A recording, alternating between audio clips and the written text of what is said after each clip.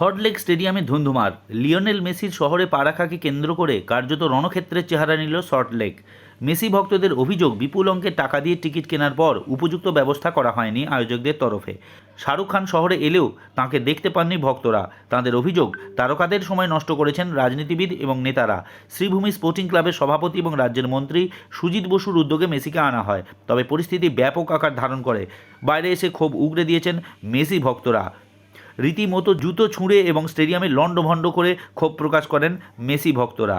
The minimum ticket was 5K and why were the VVIPs around Messi? We couldn't even see him, we couldn't even get a glimpse of him. So why, was this scripted? I don't know. Why weren't the police taking action? I don't know anything. Everyone was furious. Actually, if I had been in Messi's position, I would have done the same, seeing the utter chaos. The management, the authorities, absolutely rubbish. All of the people that you see here, we all love football. Genuinely, we wanted to see Messi a glimpse, but it was a total scam. We are very disappointed because हम अपने it's a weekend right for the children and we came my child was so excited कि हम Messi को देखेंगे पर हम Messi को नहीं देखे. It was full disappointment, and it's a scam I think for people around. Paying that hefty amount of money is just that they had 50 people around him who were going around him, and we couldn't even get a glimpse of him for once. It was just those ministers, whoever were there, and he just waved a couple of times and that's it. তাদের অভিযোগ, 12,000 টাকা দিয়ে এক একটি ticket কেনার পরেও উপযুক্ত ব্যবস্থা করা হয়নি। জার্সি নিয়ে স্ক্যাম, খাওয়া নিয়ে স্ক্যাম। 16,000 টাকা দিয়ে আমিও টিকিট কেটেছি। ये मिला 16,000 रुपए ये मिला, ये 16,000 का ये है। এই খাবারটা আনার জন্য কুকুর ছাগলের মতো মারামারি করতে হয়েছে, জাস্ট এই খাবারটা আনার জন্য। তার আগে সকালে কলকাতায় 70 ফুট দীর্ঘ মেসির মূর্তি উন্মোচন করেন মেসি নিজে। Bueno, muchas gracias por este reconocimiento. La verdad que es un honor, un placer estar acá.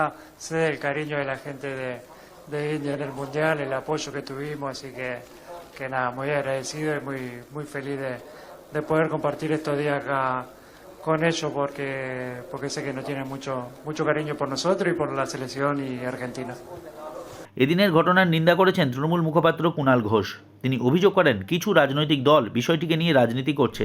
ये जो सेंटिमेंट है फुटबॉल फैंस का, मैं as vice president of Mohun Bagan club उसको सपोर्ट करता हूं, लेकिन उसको थोड़ा संयम दिखाना चाहिए, क्योंकि ये सॉल्टलेक स्टेडियम ये हमारा फेवरेट स्टेडियम है और ये सॉल्टलेक स्टेडियम जो है वो डैमेज हो रहा है और इसके बारे में अभी भालचर पॉलिटिक्स ऑफ भालचर कुछ पॉलिटिकल पार्टी ये शुरू कर दिया है। এই ঘটনাকে হাতিয়ার করে তৃণমূল সরকারের সমালোচনায় সরব হয়েছেন কেন্দ্রীয় মন্ত্রী এবং বিজেপি নেতা সুকান্ত মজুমদার। इतना बड़ा एक इंटरनेशनल प्लेयर भारत के अलग अलग हिस्से में जा रहे हैं, कहीं पे कुछ नहीं हो रहा है। पश्चिम बंगाल में आज जो घटना घटी वो दर्शाता है कि पश्चिम बंगाल में तृणमूल कांग्रेस ने कैसे पश्चिम बंगाल को बना दिया है, क्योंकि पूरा जो प्रोग्राम है इसमें शुरू से लेकर अंत तक पश्चिम बंगाल में जो प्रोग्राम हो रहा है वो पूरा तृणमूल ने हाईजैक किया है। तृणमूल के सुजीत बोस से लेकर अरूप विश्वास से लेकर सारे मंत्री इसमें लगे हुए हैं, वैसे कि इसमें लूट हुई है। ঘটনার নিন্দা করে দুঃখ প্রকাশ করেছেন মুখ্যমন্ত্রী মমতা বন্দ্যোপাধ্যায়। বিশৃঙ্খলার জন্য লিওনেল মেসি এবং তাঁর ভক্তদের কাছে ক্ষমা চেয়েছেন তিনি। ঘটনার তদন্তের জন্য একটি কমিটি গঠন করেছেন মুখ্যমন্ত্রী। প্রাক্তন বিচারপতি অসীম কুমার রায় নেতৃত্বে এই কমিটি তদন্ত রিপোর্ট দেবে বলে জানিয়েছেন তিনি। Subscribe to One India and never miss an update.